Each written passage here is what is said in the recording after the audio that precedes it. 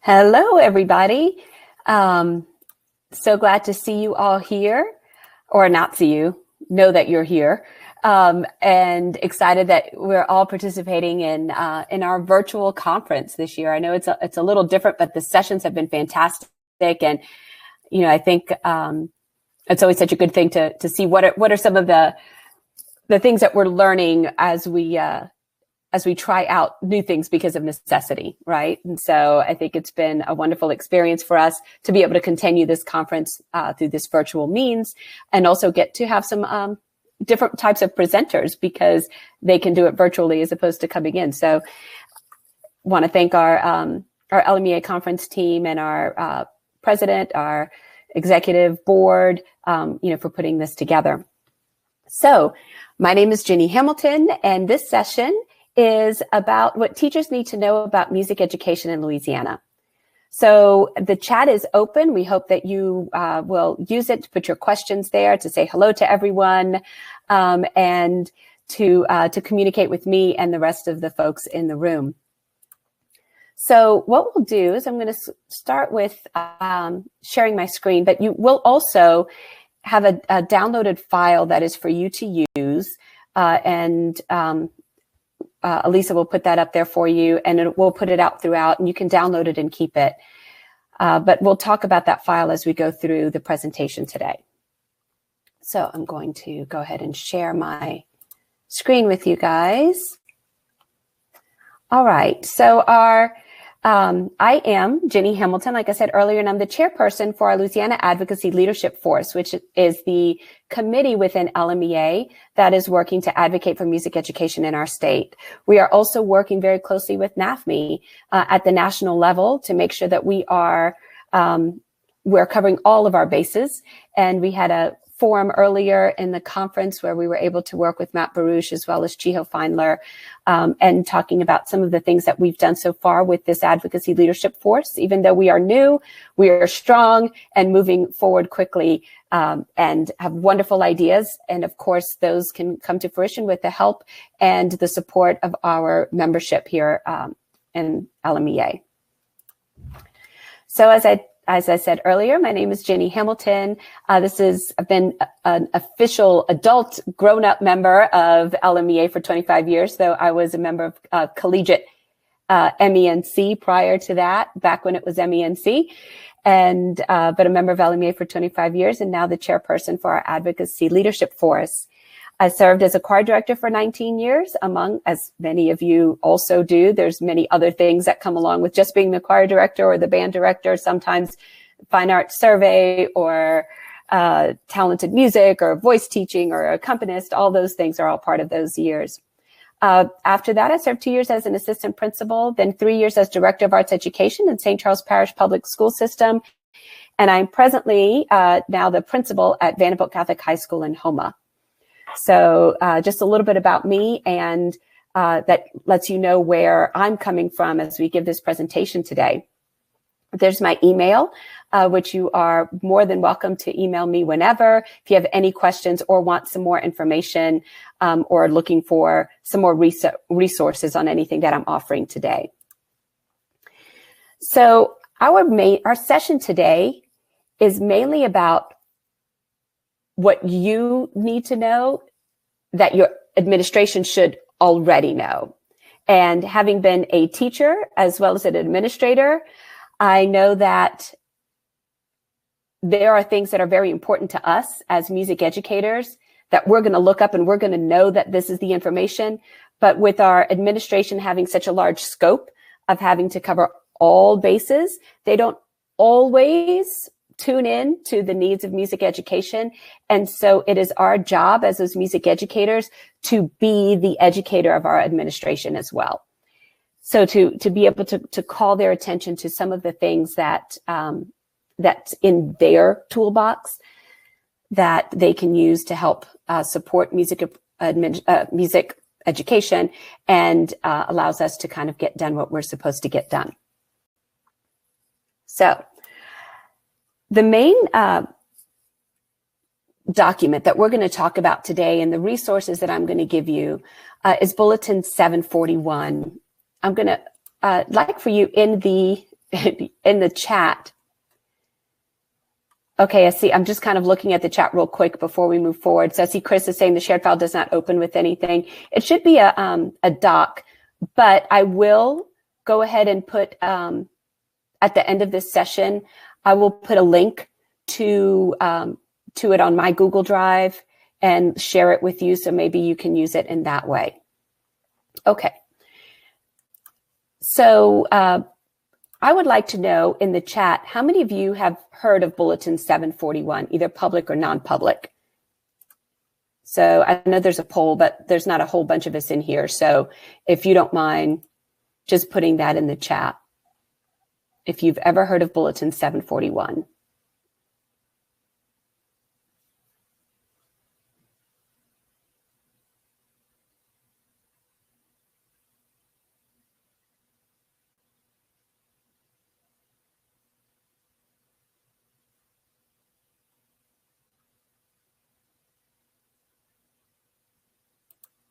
All right, so as we continue through that,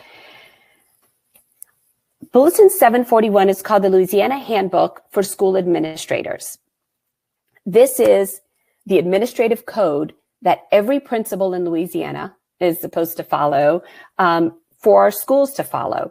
It covers everything from what is required from TOPS, how many minutes do you need to receive a Carnegie credit, what's the role of public health in your school? And most recently, of course, our COVID guidelines from the Louisiana Department of Education were entered into Bulletin 741. There is a public 741 for public schools, and there's a non-public Bulletin 741. They have slight differences, but overall, they're pretty similar. This first one I want us to look at, or the first slide that I'm showing you here, is in the public realm. This is to let you know a little bit more about 741. The forward says, policies passed by the Board of Elementary and Secondary Education, which is our BESE board, govern the operation of public elementary, middle, and secondary schools. Bulletin 741, which is what we're going to talk about today, contains policies for the administration of public schools. The contents of this bulletin have been revised and reorganized. Okay, so it tells you all that stuff, but it's a reference document for district and school administrators, and it's been extensively reviewed by members of BESE, the Louisiana Department of Education, and the Statewide Review Committee. That is the forward, and I put that here so that you understand what is the purpose of this Bulletin 741. When we look at it in the non-public realm, which is where I am now, I was looking for some of the same information, and it's a little different. So here, the point of Bulletin 741 is that if you are in a private school that wants to be an accredited or approved private school with the state of Louisiana, which means you can then apply for funds that are entitled to your school as an accredited private or non-public school, then the school has to meet all other criteria established by this bulletin for the Board of Elementary, by the Board of Elementary and Secondary Education. So the bulletin, just because you're a non-public school, doesn't mean, oh, well, we're not going to follow it. If you want to be an accredited non-public school, you still have to follow the same information or the same procedures. For example, just what's fresh on our mind, when the COVID procedures were put into place by the Louisiana Department of Education, there was a lot of talk, let's say in my realm of being at a private or a non-public school, high school, people are like, well, why do we have to do what the Department of Education says we do? We're a private school. Well, we're also a school that awards TOPS. We're a school that receives funding for different Title I, Title IV, Title II. We receive all that type of funding. We get textbooks. And in order for our students to graduate with a Louisiana high school diploma, there are some things that we have to do. So we follow Bulletin 741 non-public. And as an accredited school, in order for our students to do all the TOPS and to get the diploma, that the Louisiana diploma that we're offering them, we also then have to meet all the other requirements of Bulletin 741, including our COVID regulations. So that's just a little information there. So the main idea of today's presentation is really to make sure that you know as a music advocate and as a music educator, what it is that we already have in place at the Louisiana Department of Education, or with our Bulletin 741 at the Bessie Board and the Department of Education. We have to know what we already have. Many times I have heard teachers, say, oh, well, Louisiana doesn't require music education, or Louisiana doesn't require this. And, we just do. How do we know we don't require it? Okay, there are some things we actually do require. Your school may not be in compliance. So it's important that we are very aware of what the rules are to see if we're following them before we assume that just because our school is not offering music to K through 8th grade, that's just something that the Louisiana said that we shouldn't do. So here's an example of some things, and some of you might know this. This was passed in somewhere between 2005 and 2010. I know that because that's the point of time when I was working in Terrebonne Parish, and I was part of this committee. So at that point, this was added to Bulletin 741. So let's look at this example. Each public elementary school shall provide 60 minutes of instruction in the performing arts and 60 minutes of instruction in the visual arts each school week for students in kindergarten through grade 8. This is in our Bulletin 741 public school. This means that every school in K through 8, this is the minimum that every school should be offering our students in performing arts education and visual arts education. So our point is, we now know it. What are we going to do with that information? Is this happening in your school district?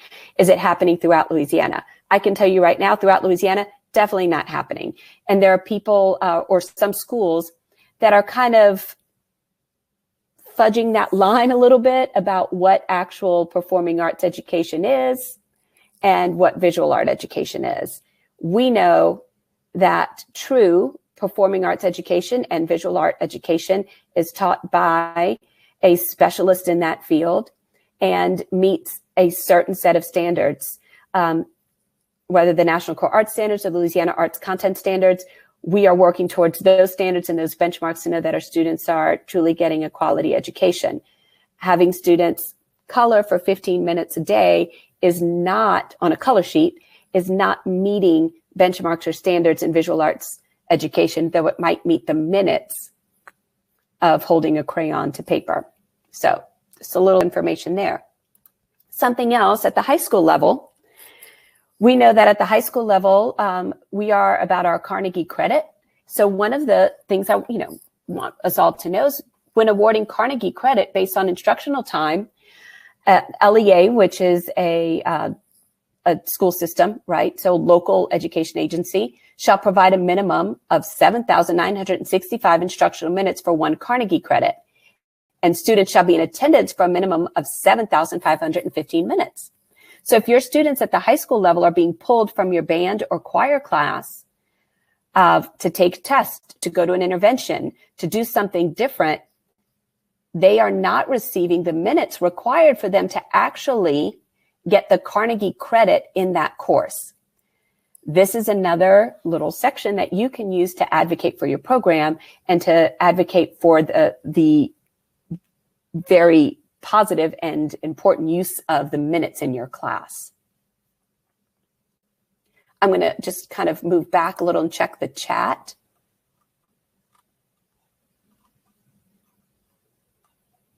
All right, so we see some folks that have heard of Bulletin 741 and some that have not. I just kind of want to make sure I'm responding to any questions that we might have. Whoops, sorry about that. So those are two examples of some items that you would find in Bulletin 741 that maybe we didn't know about before. Like I said, when we go to advocate, there are two very important sections of advocacy. First, being informed. Secondly, is being assertive. So the first thing is that we need to make sure that we know the information that we need to advocate. So let's continue to move forward. So to advance change, we also need to know what needs to be changed. All right, so this is my personal opinion. I kind of threw this one in here. In Bulletin 741, the definition of fine arts is written as those arts produced or intended primarily for beauty rather than utility, such as music, dance, drama, and the visual arts, i.e. drawing, painting, sculpture.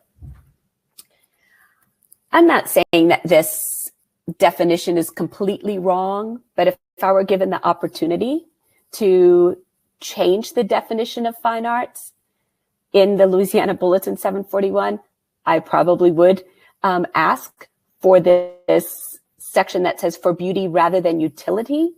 It is for beauty, but I think needs to be kind of a change in terms. That's my personal opinion here, but that is something that I would want to change. So in this case, what I'm sharing with you is if we know everything that relates to us that's in Bulletin 741, we know what we can use from that document to advocate for our existing programs.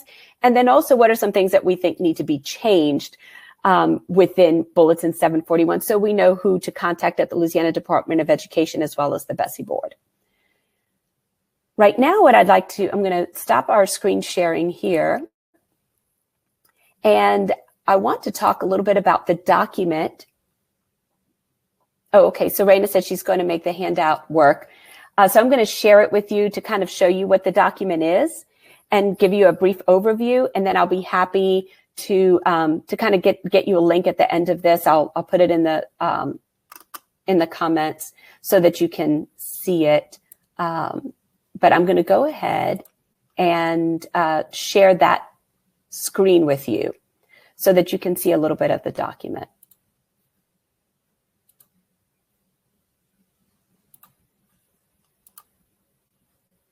Okay, so this is what I did. I took the actual Arts Advocacy, the actual Bulletin 741, and I annotated it. So anytime that it mentioned music or arts, I've given you a link here that takes you to that section. So, or anything that might relate to it. So let's just look at the first link. I'm sorry, let me go back a little bit. This is the April 2020 version, which was the most recent when I created this document. Any changes that have been made have not since then, which has been the COVID edition. There hasn't been any major changes as far as within these particular timelines, but you can always use this as your basis. And then when the new bulletin, which is always on our, you could just search Bulletin 741 on Google, Louisiana Bulletin 741, and you can find it, the most recent version. But this one is the version that I annotated is the April 2020 version. So I'm going to look here at elementary grades per class. So I've highlighted elementary grades per class, and you'll see here, elementary teachers shall teach no more than 2 grades in a combined group except in band, music, and art. So here's one of those items that lets us know a little bit more about what we're responsible for doing when we're in band, music, and art classes.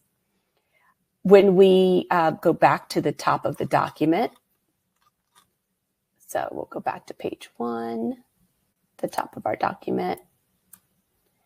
There's also planning time and lunch periods for teachers, class size and ratios. Let's take a look at that one. So here, the maximum enrollment in a class or section in grades K through 3 shall be 26 students, and in grades 4 through 12, 33 students, except in certain activity types of classes in which the teaching approach and the materials and equipment are appropriate for large groups. There is some level of interpretation there. Usually that has to do with PE, and sometimes band is thrown in there as well. So that's just some information for you to have. Maximum class size for health and physical education in grades K through 8, and in physical education 1 and 2 shall be 40. So that's the maximum there for PE. That's highlighted there because we're often, as you know, compared to our physical education counterparts. There's a section also on student activities. And there's a section here, if you notice, that I think is interesting under student activities. The scholastic rule of the Louisiana High School Athletic Association shall be adhered to by all high schools under its jurisdiction. So it would be interesting and maybe a goal of ours as an advocacy team, with some help from, of course, our full membership that, should LMEA be mentioned here? Is it that we have a jurisdiction as well as far as our music education, choir and bands, and what that looks like and what those competitions look like? Maybe so. Some things to think about. The more you know, the more we know what we need to change or move to. So here are some of the most important ones. So we have elementary program of studies, which is what I actually read to you earlier about the 60 minutes of performing arts a week and the 60 minutes of visual arts a week. Carnegie credit minute requirements is what I showed you earlier as well. And then here we have the graduation requirements, and then all of the courses that can be offered in high school courses, also high school PE credit for marching band, high school courses in theater, cultural arts, and fine arts. So I've included, all of this as an overall arts. This is where, I showed you that definition of fine arts here. There's always a page on with definitions as you move through the document. Now, as I said earlier, of course, we are, you're seeing here how I've annotated it for arts advocacy and for things that specifically relate to music education and arts education in Louisiana. But you will also find all of the requirements for TOPS, whether it's English and math, science, social studies, health and PE, jumpstart programs, career pathways, all of that information is found in this document. So I am hoping that through our session today, that just you having this document is something that works for you and gives you the information that you need to best advocate at your school level, and then also to maybe give you that, as you read through it, give you the information you need to say, you know what, Louisiana needs to make some changes in these specific requirements, or we need to add some of these things. And you can get that information to us or join us on the Louisiana Advocacy Leadership Force in working on making those changes. So I want to get to the chat because I also want to make sure that we're answering some of your questions. So going back to this particular document, when I presented this the first time to some of our members on the advocacy team, they're like, we didn't know this existed. And not that everyone needs to know everything that every job does, but administrators know this exists. And I don't think they're trying to keep it a secret from anybody, but administrators and guidance counselors know, and they're probably not always looking for what we need to do as music educators. So our job is to be the expert in our field. And if we're going to be the expert in our field, then we need to know what is required of us, what the Louisiana Department of Education and the Bessie Board have said is the right thing for our students, and use this document to help you make the best of your programs, and then also to help Louisiana even get better in what they're offering, or what we as a state offer our students in music and arts education. All right, so the chat is open for any questions or comments that you might have. I see Chris has here, has there been any dissonance between the ESSA and Bulletin 741? That's a great question. So the Every Student Succeeds Act, and that was put out, and Louisiana is actually, and I say this with a little grain of salt, Louisiana is one of the few states that has a section in it about education of the whole child, which includes music education, which is great. It's phenomenal. The little part of me that's not always trusting, or maybe a little negative, which if you know me, you know that I'm like positive Polly with everything, but there's always that little voice that goes, was that just lip service? Is it written in a way where we really can't account for the ability for music education? So anyway, Chris, to answer your question, there's not necessarily any dissonance. They don't conflict, but ESSA does offer money in the Title IV section for schools in need for curriculum and supplies that are for the education of the whole child, which includes music education. It also, however, includes technology, health. So the funds there's this big pot, and then it starts to get even smaller as we talk about educating the whole child, and that whole child includes nutrition and health, mental health, counselors, music education, art education, theater education, all of those little pieces. Then that pot starts to break up into smaller groups. It also requires an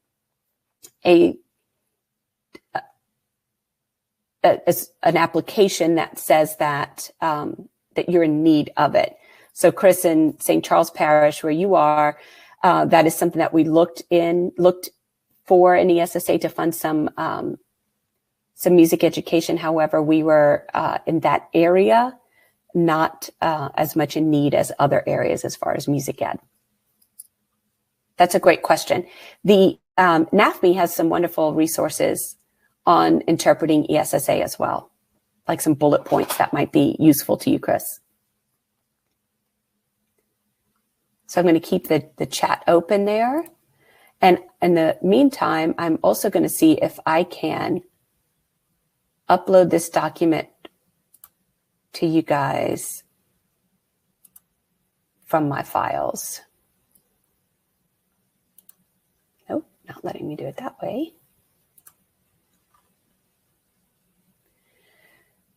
Aha, great question. Oh, wait, let me go back to Chris. Chris says, makes sense. Thanks for sharing that. Just makes a stronger case for us to advocate at a higher level. Absolutely.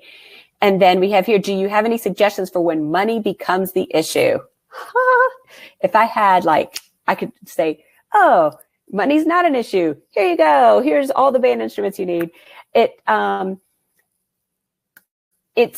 so hard because I'm going to tell you what I know happens at schools. And what happened when these arts requirements were added to Bulletin 741 is principals are saying, yeah, but it's an unfunded mandate. In the end, is it unfunded, or is it you have to use your funds appropriately within your school? Yes, and I'm not saying that people are getting all the funds they need, but if it's a mandate, we have to find ways to make that happen. Now, there are several grant opportunities out there and organizations that assist with that, like Save the Music with Chiho Feinler. And if you need some information on that, the CMA gives band instruments as well. My question always is, okay, well, if this is the requirement, how do we fund, there's the same requirement for PE. That's an unfunded mandate. Is there an unfunded mandate for ELA, an unfunded mandate for math? The minutes are the minutes. The funds are given to you as a whole. Then what do we do with that? So we kind of have to, have those discussions about how are we using the money that we're getting, and, going to the state about getting more funds to make sure that we're supporting that. Of course, that's so easy. We could just call and ask them for more money. But that is a very tough question. What do we do when money becomes the issue? My question is, well, what if we don't have enough money to teach ELA? What do we do then? It's the same. It's in Bulletin 741. All right. So Sharon has a question. How do you work with the administrator who says, I'm compliant? Every student has the option to take a music or arts elective if they want to. So the actual for K through 8, it's not an option. They shall do it.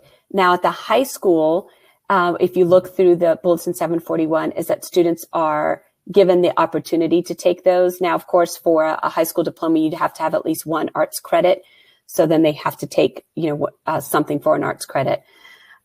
But they're not compliant because it's not an option. It's the same as saying, we offer English classes. Not every kid, they don't have to take it if they don't want to. We kind of have to keep bringing it back to that, that we're not and I say music is not an extra, in K through 8, let's look at the cheat sheet, and we'll go right here to Elementary Program of Studies minimum time requirements. So we're looking at this. Each public elementary school shall provide 60 minutes of instruction in the performing arts and 60 minutes of instruction in the visual arts each school week for students in kindergarten through grade 8. And that is not offer the opportunity for them to take, but actually take. So look at the PE requirement right before it. I'll kind of highlight. Each public elementary school that includes any of the grades kindergarten through 8 shall provide at least 30 minutes of quality, moderate to vigorous, organized physical activity each day for all students. So most schools are pretty compliant in offering their PE. I'm sure there are some that kind of play around with those minutes as well. But it's in the same section here. Let's look up a little bit more. So if we look at the top, right under D, so here's D, we're looking underneath. The elementary grade shall provide a foundation in fundamentals of the language arts, mathematics, social studies, science, health, physical education, and cultural arts, which includes what we have here. Each grade level, grades 1 through 8, shall provide instruction aligned to state-approved standards, which includes our Louisiana Arts Content Standards. They're also supposed to offer a 30 minutes daily in grades 4 through 6 in foreign language. I bet not everybody's doing that either. Now, there are schools that apply for waivers. I think one of the things that we need to ask our administrators is, why is it easier to apply for a waiver than it is to try and implement the program? And then letting our parents know that, hey, that our school is choosing or making the choice to not provide what the state has said is part of a well-rounded education. At some point, we need to advocate, but I also don't want to advocate you, or tell you need to advocate yourself out of a job. Be smart as you talk to your administrators, and at the point where they're not going to listen to you anymore, then kind of use the support of LMEA and the advocacy leadership force to kind of maybe work at the state level, in helping that happen. We don't want our LMEA members. We want you to definitely educate your administrators, but there's that delicate balance of going to your administrator and saying, why aren't you doing this? If you don't, I'm reporting you to the state. It's probably not the way to go. You got to work yourself up to those, to that level of advocacy, right? You need to say, hey, this is in here. I want to know what can we do to make this happen? What does our school need to make sure that our kids are getting 60 minutes of performing arts and 60 minutes of visual arts every week in grades K through 8? What can we do to make that happen? Coming in with a solution-oriented mindset always works a lot better than coming in and saying, hey, we're not doing this, I'm reporting you, right? So it's all in your approach. Let's take let me get back into the chat. We have, what about schools where music is offered to only one grade? Example, only 5th grade in a K through 5 school. So that's kind of similar to what we said earlier. That's better than nothing, though it's not meeting the requirement of every kid every week in grades K through 8. Now, it is 60 minutes a week, which can be broken down into 4 15-minute sessions a week, 2 30-minute sessions a week. But it should be all, right? And that's, now, let's be clear. I'm going to go back to Sharon's question because the option to take a music or arts elective. So you have students that are choosing to take band or choir, probably starting in 4th or 5th grade, maybe 6th in some places. So they're choosing to take that course, so that becomes their performing arts course. But for the kids that aren't signing up for band or choir, we still have to have a performing arts credit for them to take and a visual arts credit for them to take. So there are some kids that are choosing, but then we have to offer the elective or the enrichment, the opportunity for those students that are not choosing to be in a performance organization like band or choir or theater, because those are all part of the performing arts. If your school offers a dance class and a student takes a dance class and not a music class, they're meeting the performing arts requirement. I'll tell you that, but you can decide how much you want to share. So dance, theater, and music are all considered performing arts. Of course, you know that. So it's not 60 minutes of music a week, but 60 minutes of a performing arts is what's required. And that's the requirement of what the students should have, right? So I think I've got these questions. And it's tricky. We're not going to be able to fix everything in the world with this one particular document. But the whole purpose here is making sure that we know what it is that we're advocating for, what's already something that we should be doing, and how we share that information, and then moving forward. I'm going to see if I can get you guys this document from my Google Drive. Let's see if I can get it that way. And as I'll give you some opportunity to ask some more questions.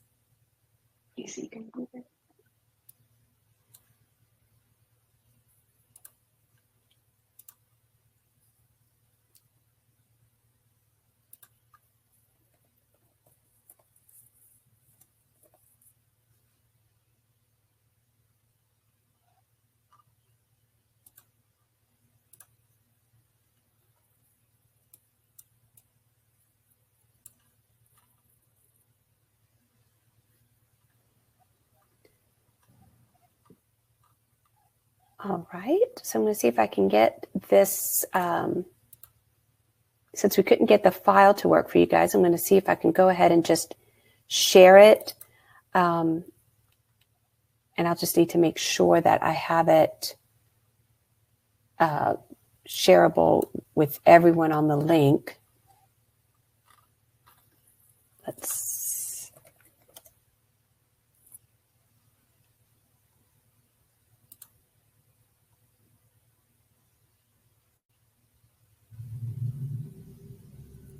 Oh, that's not it. Sorry, guys.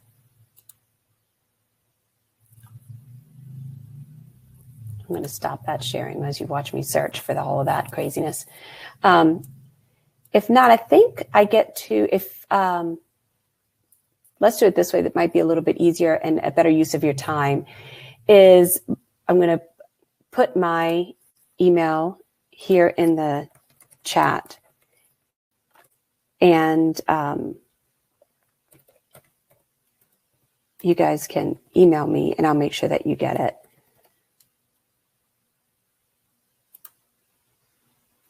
So that is my Medina-Hamilton at bchterriers.org. Yep, you can email me there. Also, you can find my information in the Louisiana Musician as well. So you need to call me, you need to get in touch with me, send me an email, and I will be happy to send this to you. I am trying to see if I can share this link with you guys, but it is, I don't have it in my Google Drive because it's a Word document. I'll get that out to you guys. All right, so I'm going to get to the rest of my presentation here and then let you guys go if you don't have too many other questions, but I want to make sure I answer those. All right, so now you know, and knowing is half the battle. Thank you, G.I. Joe, for that great little meme that I remember from my, days watching Saturday morning cartoons as I watched G.I. Joe waiting for something else to come up. No, I actually did watch it though. So now what? knowing is half the battle, but it is only half the battle. Advocates for music education, for arts education, and for anything must be not only informed, but assertive. And I say assertive and not aggressive. Assertive means you're walking in with enough information and enough passion in what you do to get the job done. And like I said earlier, we want to be very careful about how we approach those that can make those changes.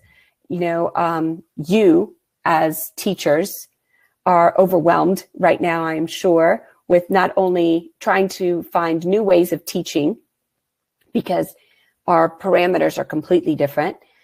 So you are looking at virtual ways or small groups, and you're trying new things. So it's different for you. You're also having to wipe down instruments and clean and everything else that's going on. So you're overwhelmed, but so are your administrators. So we want to make sure that we're approaching this in a way that is a solution-oriented mindset, where you're going in and saying, what is it that I can do to help out? And that's it for me. I'll look at the chat again, make sure I get all the questions. But I really do appreciate you all joining me today, getting a little bit more information on the things that are already in place, knowing what you can do, and then moving forward. When you, if you email me, I will get you this Bulletin 741. But I'm also happy to let you share that with whomever you would like. And I'll see about putting it, I can talk to our website and see if that's something we can even put on our website as an advocacy tool for you. Okay. All right. So if there's anything else, you can put that in the chat. I'll be here for a minute, but I want to honor your time. We have just a few seconds left in here, so I'll watch the chat. If not, thank you all and have a great week and happy Thanksgiving. Thank you all.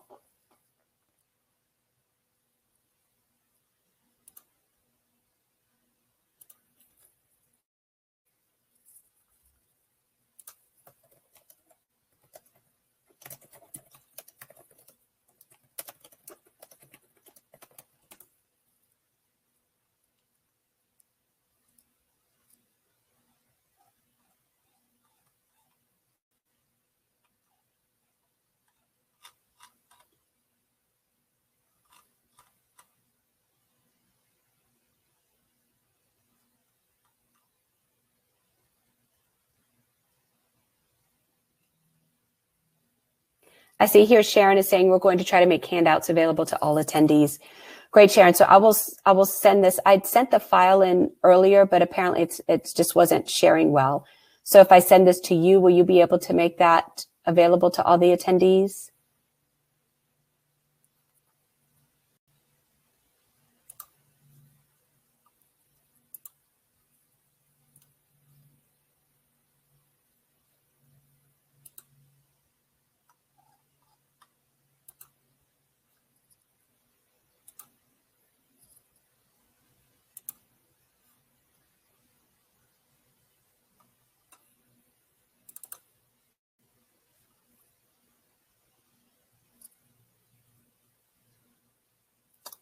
All right, I just want the share option here. I know y'all are all watching me do this, sorry.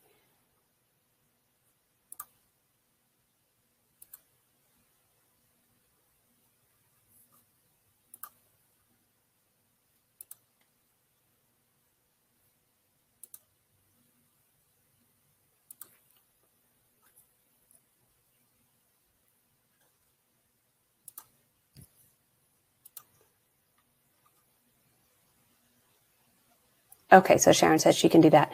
So whenever you guys are ready to end the session, it's good. So I'm going to send that to Sharon. Okay, Cindy was able to open the doc using Word. Perfect.